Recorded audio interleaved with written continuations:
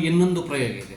ಯಾವ ಪ್ರಯೋಗ ಅಂತ ಕೇಳಿದ್ರೆ, ರೋಧ ಅವಲಂಬಿಸಿರುವ ಅಂಶಗಳು 4 ಮುಖ್ಯವಾದಂತಹ ಅಂಶಗಳದಾವ. ಒಂದು ವಾಹಕದ ಉದ್ದ, ವಾಹಕದ ವಿಸ್ತೀರ್ಣ, ವಾಹಕದ ಸ್ವಭಾವ ಮತ್ತು ವಾಹಕದ ತಾಪ.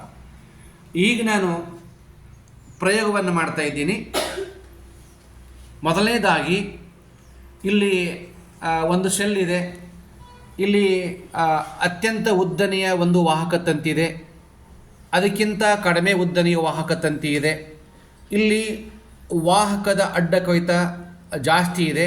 ಯಾವ ಸಂದರ್ಭದಲ್ಲಿ ಪ್ರವಾಹ ಜಾಸ್ತಿ ಆಗುತ್ತೆ, ಯಾವ ಸಂದರ್ಭದಲ್ಲಿ ಪ್ರವಾಹ ಕಡಿಮೆ ಆಗುತ್ತೆ, ಯಾವ ಸಂದರ್ಭದಲ್ಲಿ ರೋಧ ಹೆಚ್ಚಾಗತ್ತೆ ಕಡಿಮೆ ಆಗುತ್ತೆ ನೋಡ್ಬೋದು. ಈಗ ಮೊದಲನೇ ಸಂದರ್ಭದಲ್ಲಿ ವಾಹಕದ ಉದ್ದ ಹೇಗೆ ಅವಲಂಬಿಸಿದೆ ಅನ್ನೋ ಪ್ರಯೋಗ ಮಾಡ್ತಾ ಇದ್ದೀನಿ.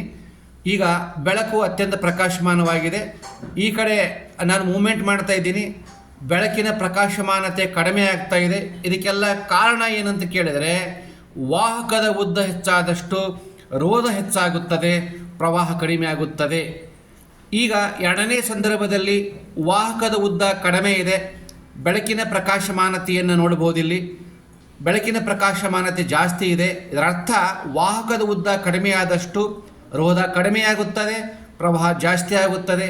ಇದರಿಂದ ಬೆಳಕು ಹೆಚ್ಚು ಪ್ರಕಾಶಮಾನವಾಗಿ ಬೆಳಗ್ತಾ ಇದೆ. ಇನ್ನೊಂದು ರೋಧ ಅವಲಂಬಿಸಿರುವ ಅಂಶ ಏನಂತ ಕೇಳಿದರೆ, ಇಲ್ಲಿ ನೋಡ್ಬೋದು ನೀವೀಗ, ಇದು ವಾಹಕದ ಅಡ್ಡ ಕೊಯ್ತ ಅಂದರೆ ವಿಸ್ತೀರ್ಣ ಜಾಸ್ತಿ ಇದೆ. ಈ ಸಂದರ್ಭದಲ್ಲಿ ಬೆಳಕಿನ ಪ್ರಕಾಶಮಾನತೆಯನ್ನು ಗಮನಿಸಬೇಕು. ನೋಡಿ, ಬೆಳಕು ಹೆಚ್ಚು ಪ್ರಕಾಶಮಾನವಾಗಿ ಬೆಳಗ್ತಾ ಇದೆ, ವಿದ್ಯುತ್ ಬಲ್ಬ ಹೆಚ್ಚು ಪ್ರಕಾಶಮಾನವಾಗಿ ಬೆಳಗ್ತಾ ಇದೆ. ಇದಕ್ಕೆಲ್ಲ ಕಾರಣ ಏನಂತ ಕೇಳಿದ್ರೆ, ನಾನು ಇಲ್ಲಿ ಬಳಸಿದಂಥ ವಾಹಕದ ದಪ್ಪ ಅಥವಾ ಅಡ್ಡ ಕೊಯ್ತ ತುಂಬ ಜಾಸ್ತಿ ಇರೋದ್ರಿಂದ ರೋಧ ಕಡಿಮೆ ಇದೆ, ಪ್ರವಾಹ ಜಾಸ್ತಿ ಇದೆ. ಆದ್ದರಿಂದ ಬೆಳಕು ಪ್ರಕಾಶಮಾನವಾಗಿ ಬರ್ತಾ ಇದೆ. ಧನ್ಯವಾದಗಳು.